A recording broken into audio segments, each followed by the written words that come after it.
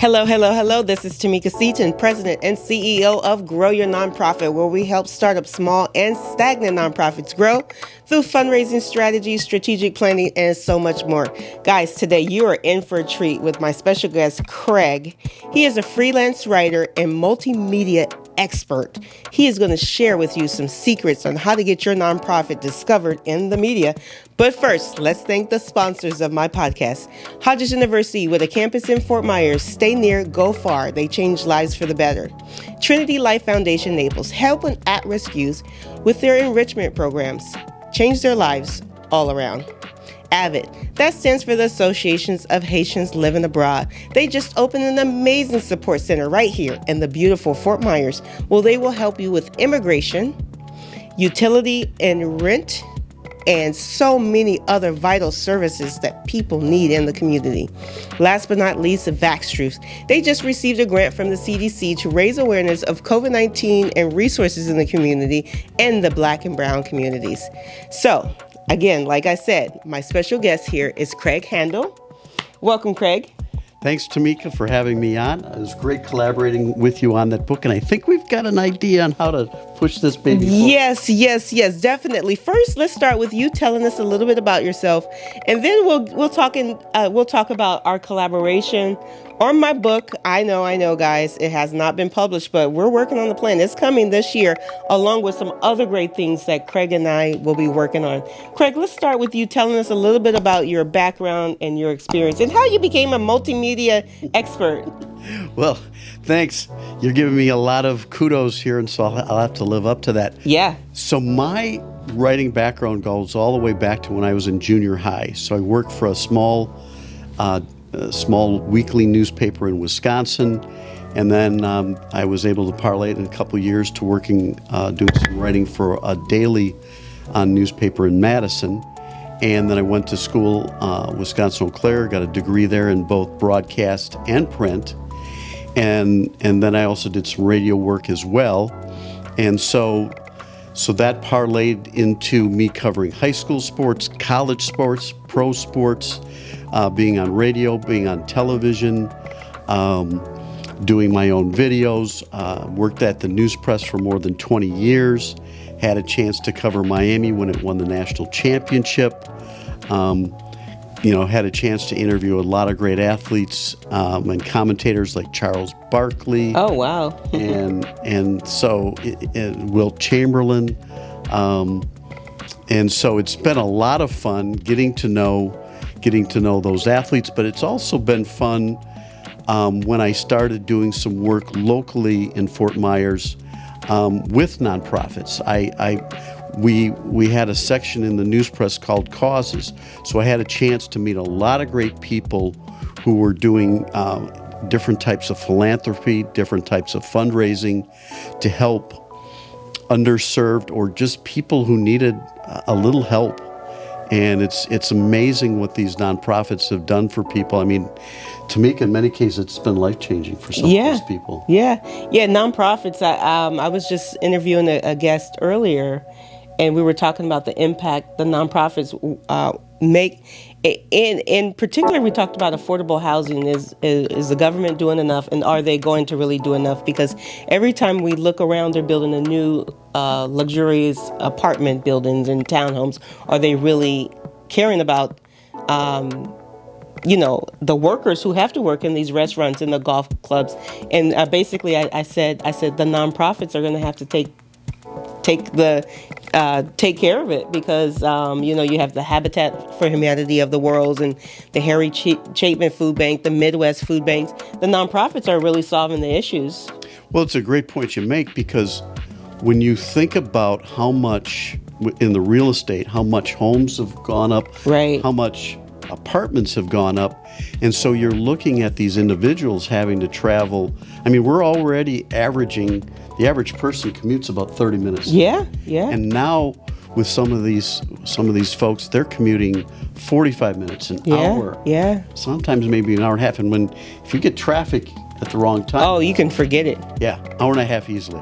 Yeah. So you think about that, and that's one way, 3 hours round trip. And so there has to be programs because the businesses are feeling it too, because it's almost standard now for most of these restaurants to have 20% tipping. Yeah. And so there's and then the minimum wage is rising, and they have to sometimes go above that. So there has to be a way to help people manage this high cost of living, which has really just basically changed since COVID. Right. Wow. Man, that's a whole nother podcast. I mean, that's just how our lives have changed. Some not good, but I think a lot of good, because I think it forced people to be more creative and think outside the box. I think it's also taught some of the people who are well off, or some of the people, as you mentioned, they have an understanding of what's needed in the community. Right. And so they're willing to go extra, because what's great is that people who have lived down here for a long period of time are committing to the community.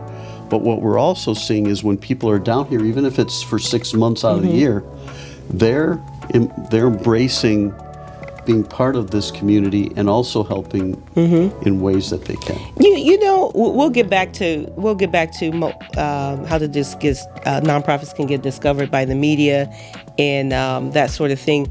But one other thing that I have been curious about, as to, a lot of people move here to Southwest Florida to retire, and they move here with quite a bit of funds. They've perhaps sold their home and up north, and they're paying cash for their homes here. How does I'm not asking you, but I'm just wondering in general, how does a nonprofit find those potential donors who have a lot of disposable income? Perhaps they're retired and they want to get involved with something. I just wonder how those donors are finding nonprofits, and how nonprofits are finding those donors. And perhaps the donors are finding those nonprofits because they have a cause that's near and dear to their hearts, and maybe they do the research. I don't know. Well, I think it goes back to one of the things we talked about in our book, Tamika, where, and I think you really brought this out well, is that you find out who has interest. And like, for instance, Miramar Lakes has a group called Hearts of Miramar. Is that a nonprofit or a foundation? It's kind of a women's group that, I don't know if they really think of themselves as being nonprofit, but what they did is they've partnered with nonprofits. Interesting. There were 8 nonprofits at an event that they had a year ago about this time, and it covered a whole variety. One was having clothes and dresses for women who were going into interviews, and so there were like 8 different organizations like this. And so I think what happens is when you find people who are interested, and like I said, you shared this, maybe get them to take a visit of your facility, and then you find out what I remember you told me the great story about the person who liked golf, so you connected that with a golf person, and then you also introduced a person to someone who was greatly benefited from the donation. And I think, what was it, a video that was? Oh yeah, I did a personalized video thanking the donor by his name. Right. I let the patient look in the camera and thank the donor, and I sent it to him, and he was blown away. He said not one nonprofit he's given to has ever done that before. Right. So that made a lasting impact. Right. And I think those are like what we would call like the trickle things, where you see how they get a chance to see how much of their financial commitment, how it's helping in various ways. And I know a lot of times athletic programs around the country are doing that with their boosters. And so, like, one of the things they're showing is that your donation helped us get tutors to help these students get in the honor roll. And so it's examples like that. And so whatever ways you can, obviously they're interested, and then it's just the people. It's finding a way to kind of kind of take them along the path if they're interested and show them different experiences. And I mean, you've done that so wonderfully at these other places, and it's just a case of, and we had talked about this. The big challenge is the engagement. Right. We talk about developing relationships, and this isn't done so much by text or email. What you have to do is pick up the phone, talk to them, and then find out, would you be interested in doing this? Would you be interested in doing this? And then having regular communication with them, finding out what their level of interest is, what their level of comfort is. Exactly. So you remind me of the way things used to be, and we call it old-fashioned, the old-fashioned way. Old school. Old school, and I don't think that was so bad. Picking up the phone, calling someone, actually meeting someone for coffee or someone for lunch or for dinner, just the old-fashioned relationship building, because we're in a relationship business. People do business with people they know and they like. They know, like, and trust, I think. Know, like, and trust. I think I've heard that before. And the thing is that, it's not easy to do because you can get turned down in certain ways. Right. But I still think it's very important because of all this what I call impersonal communication, that the personal communication becomes very important.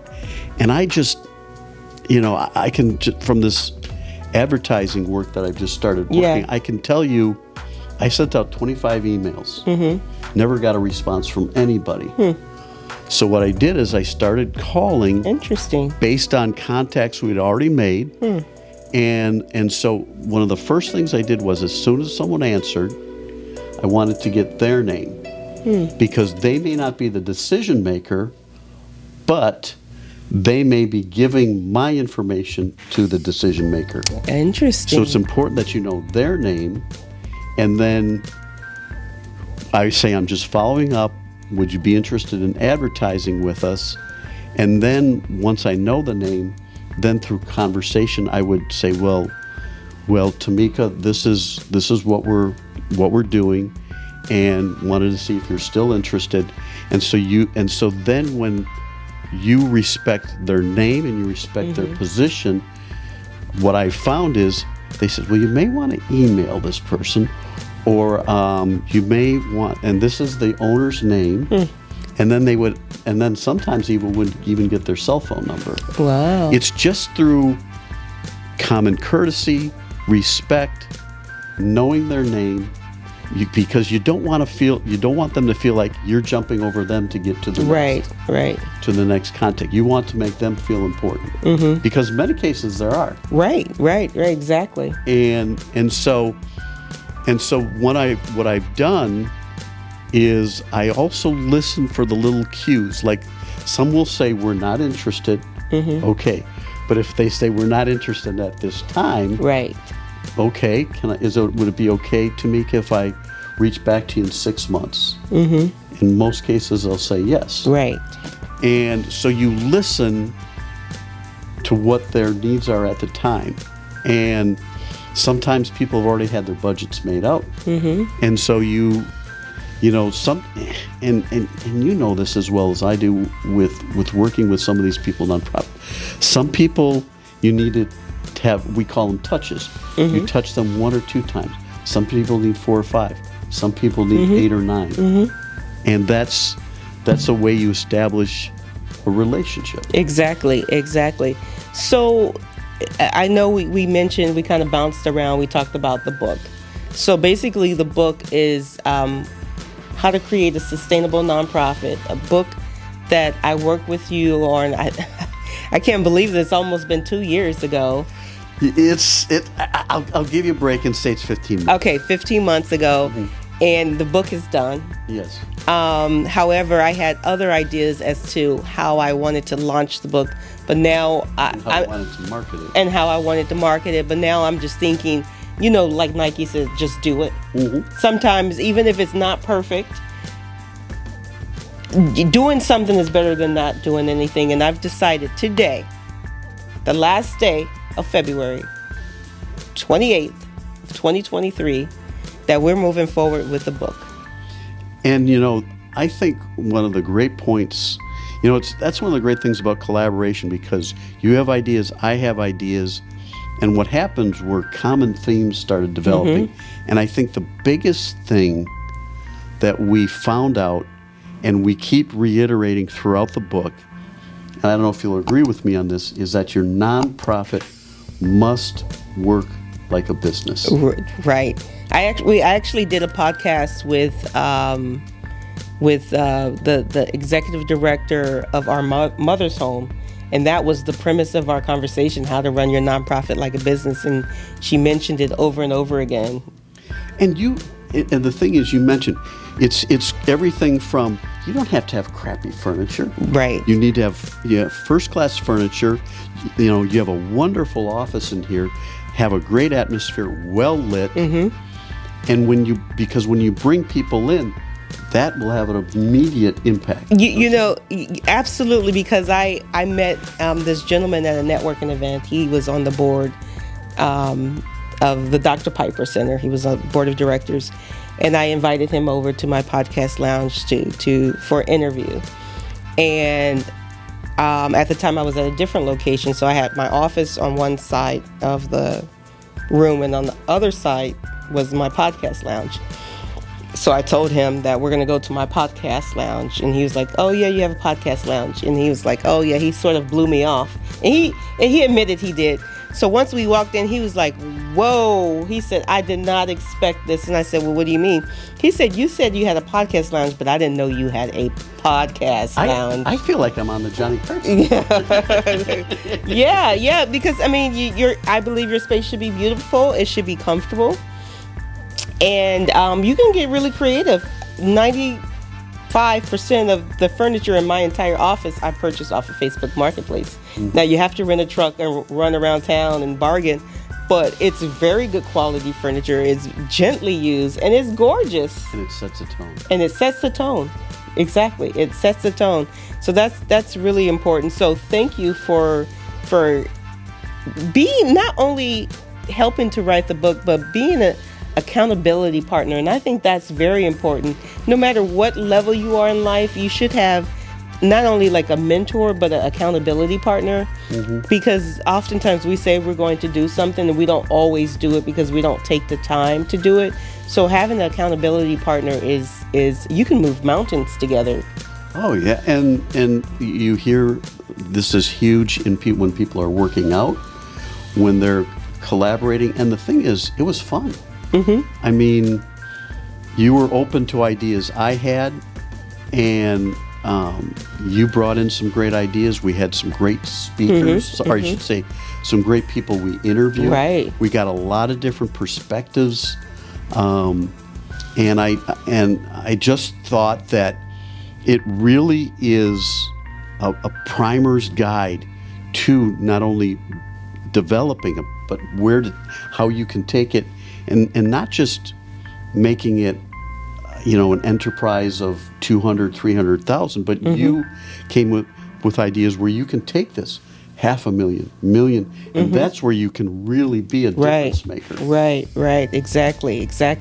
So getting into you being a multimedia expert, how can nonprofits get in front of the media to get their cause in front of their donors?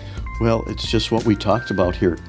Knowing who to talk to, having their phone number, giving them a call, giving them a good pitch, giving them a compelling story on why you think their nonprofit would make for a good story.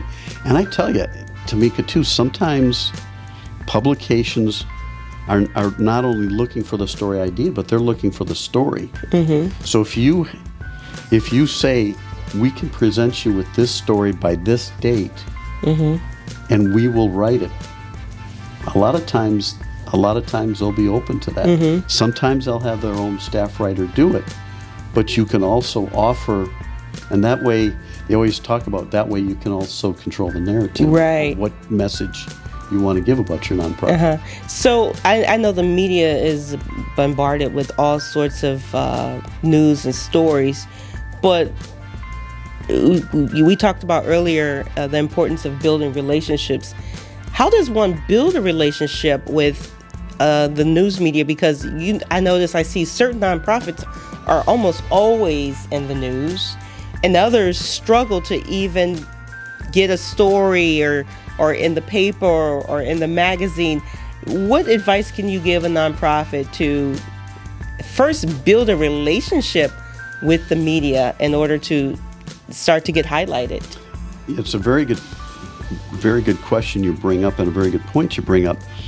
What happens a lot of times is a lot of the ones who get more notoriety or more ink, sometimes they're working with a PR firm. Oh. So that's how. Oh, so do the PR firm pays the news, or the PR firm has the relationship with the news or the media? The organization pays the firm. Right. The firm writes the stories. Okay. In some cases, press releases, and then they present that. Either the press release or the story is presented to the newspaper. So the PR firm picks up the phone, say, "Hey, we got this great story. Would you pick it up?" Right. Because they have that relationship. Correct.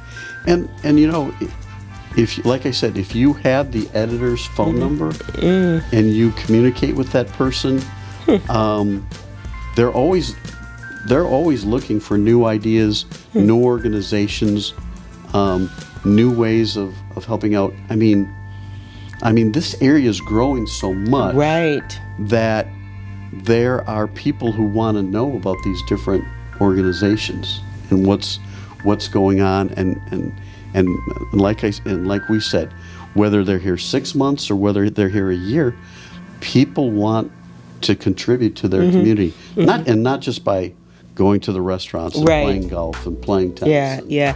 I met someone, I think someone contacted me because, the name of my business is Grow Your Nonprofit. So people always think that I'm a nonprofit because I have the nonprofit in the name, but I'm not. I'm a for-profit. But I was contacted by this gentleman who has or works, I don't know if it's his magazine or he works for a magazine that advertises specifically in the gated communities. They have their own magazines, and he talked about advertising, my nonprofit there. Do you find that could be effective? I was approached by that once, and I just thought the cost was going to be tough, and then I'm glad I didn't, because right before COVID, where people just shut down. Yeah. And the thing is, it's interesting because one of the challenges, because there's so many things available in the gated communities, that people never leave the gated communities. So that is a big challenge, and it is. Again, this is where the relationship building is so important, because, you've got to be able to connect. And unless you're really creative with your marketing, and you've got, unless you're, God rest his soul, Billy Fusillo, where, he had the slogan, and it's huge, unless you have something like that, something that really sticks out. You've got to be able to connect with the people who you're with, and it's an ongoing thing, and it can be exhausting because you wonder whether you're making inroads. But a lot of times I've seen people grind, and they don't see a lot, and then all of a sudden things can just turn. Just like that, just with that one donor. And you make a good point. That one key person can lead to 2, 3, 4. Exactly. That person's network. Okay, so before we wrap up, any last words, any last advice you could give to nonprofits to grow their nonprofit? I think the key is, a lot of things were outlined in the book. Have a very specific idea on what your nonprofit is and where you want to take it, and then along those lines, who you want to connect with. Because if you can say that we connected with you because your core beliefs or values are right in line with ours.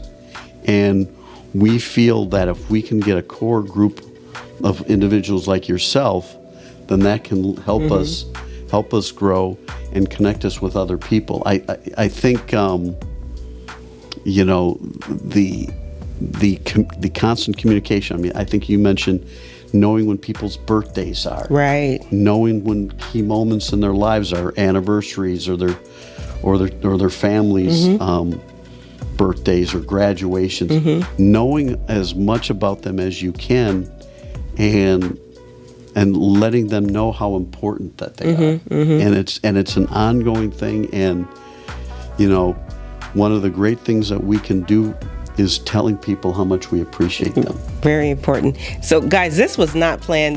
There was no intent today with this podcast to promote my book, but thank you. I really appreciate that.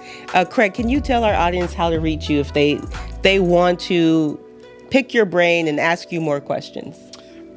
Sure. They can call me on my cell, 239-201-0559. That would probably be the best way. Text or call me. Always love to pick your brain, or you can pick mine, because usually I'm the one who asks a lot of questions, so it'll probably be a give and take.